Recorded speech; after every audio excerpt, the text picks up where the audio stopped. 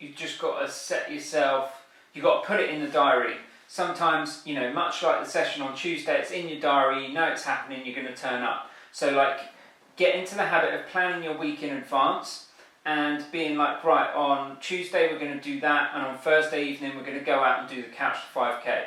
And I think it's getting into the good habit of both of you like sitting down one day a week, whether it's like on a Sunday morning or a Saturday afternoon, whenever it is, and kind of looking ahead to the coming week, thinking about, is it a normal week? So like, are you just going to be doing normal things like normal work routines and everything, or are there going to be certain things which are going to be different that week, maybe travelling or people coming over to stay or whatever it may be.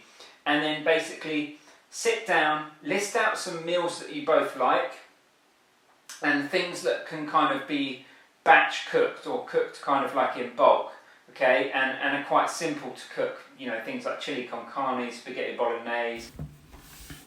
Okay, so after I caught up with all my client check-ins, then went down to the gym for a workout, took the dogs with me. As you can see, they are fighting the whole time, but it just tires them out just as much as it does me being down there. So, like always, started off my workout with a compound movement. So squats, started off just warming up with the bar and then gradually working my way up to my heaviest set, which was 80 kilos for 5 reps in the end. So literally just did these, took the rest in between that was needed because this is the main compound movement. I'm kind of trying to build up strength and work up in weight.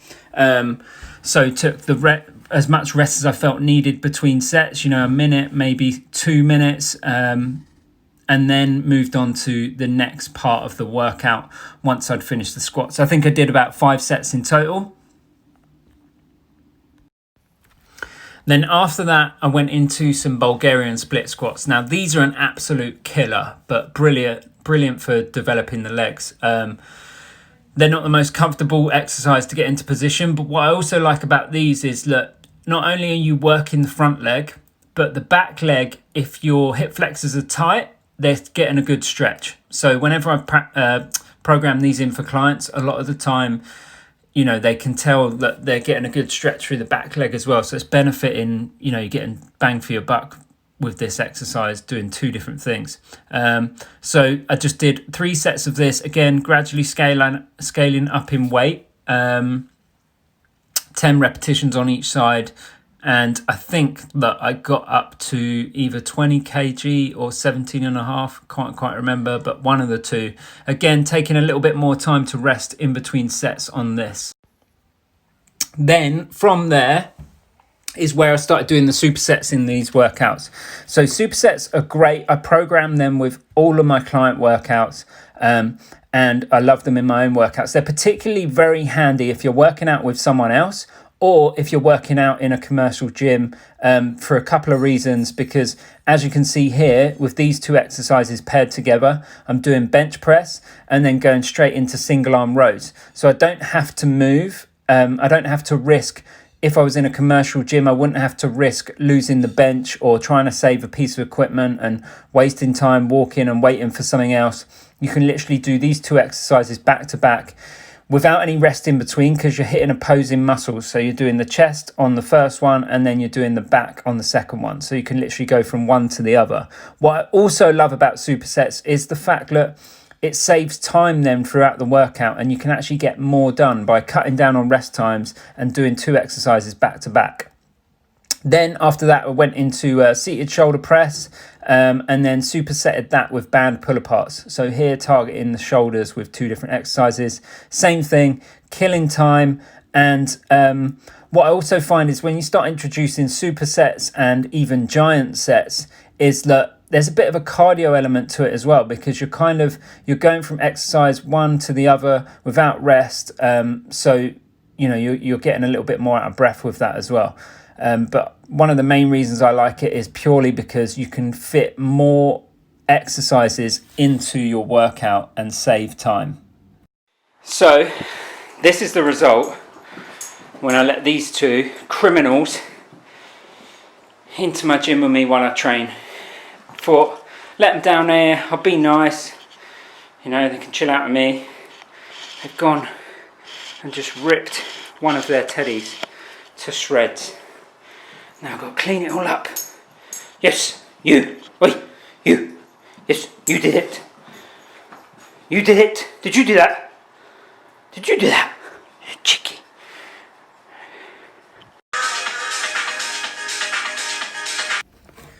Then next up, finished with a little bit of arms.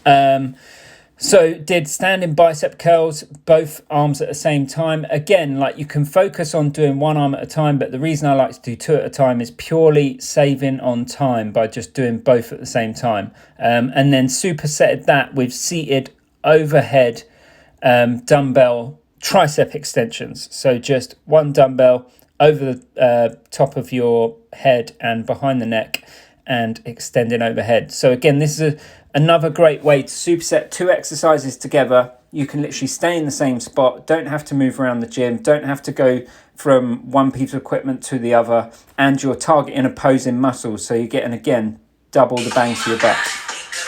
Then after that, I went into some GHD sit-ups, but I added a resistance band in and just held it over my shoulder. So look, when I come up to the top, the resistance was pulling me back down. So as I come up to the top where the exercise tends to get a little bit easier, it's actually tough because the resistance band's pulling me back. So my abs are having to stay engaged even at the top. Okay, so I just did 10 repetitions of those and then moved into calf raises. So just with the dumbbell and my feet on the edge of my squat stand and just straight leg.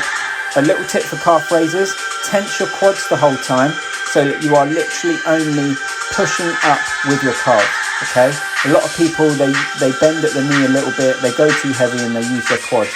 Keep your quads tense the whole time and you won't use them.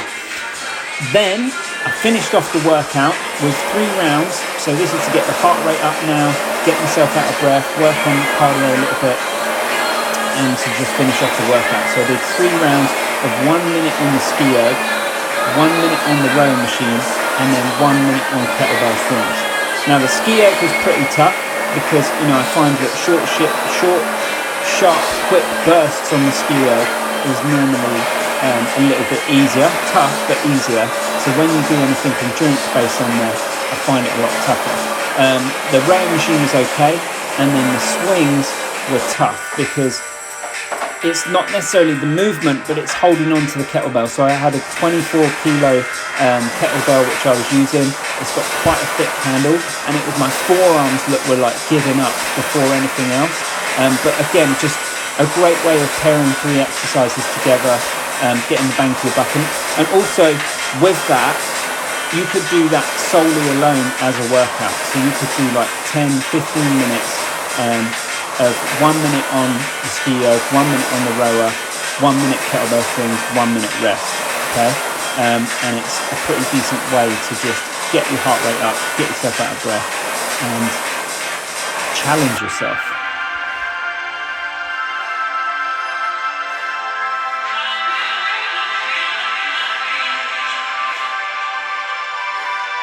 So workout all done, now just about to have like a late lunch, which is my world famous tuna rice and then peri peri sauce. So yesterday in Tesco's I bought one of the big jars of it because we ran out of the little sachets you get from the takeaway when you get a takeaway one. Now I personally prefer the wild herb sauce, but they didn't do that, so they got the medium garlic one. Now I remember years ago when I got one of these, I just didn't think it tasted quite the same as when you are in Nando's. Now I don't know if it's any different. I don't know if that's just like a, I don't know, like because you're in Nando's sort of thing. But we'll see. So Uncle Ben's rice, 2 minutes, can of tuna, mix it in together, bit of spinach in there, and a tablespoon of that sauce, mix it all in together, absolutely lovely. Then I've got to head out and take the pups for a walk, and it's peeing it down, but we're still going to do it anyway. So back down here in the gym again this evening with the nighttime cleaning crew, getting the gym all cleaned up because we've finished with clients for the day and ready for the early start in the morning. So I've got We've got the cleaning crew in over there. Maggie's terrible at it. Maggie's, well, she's the boss. She just tells everyone what to do. She's like that grumpy cleaning boss. Look, she's going around putting her hand and she's shouting. Yes, no, I'm the good cleaning one.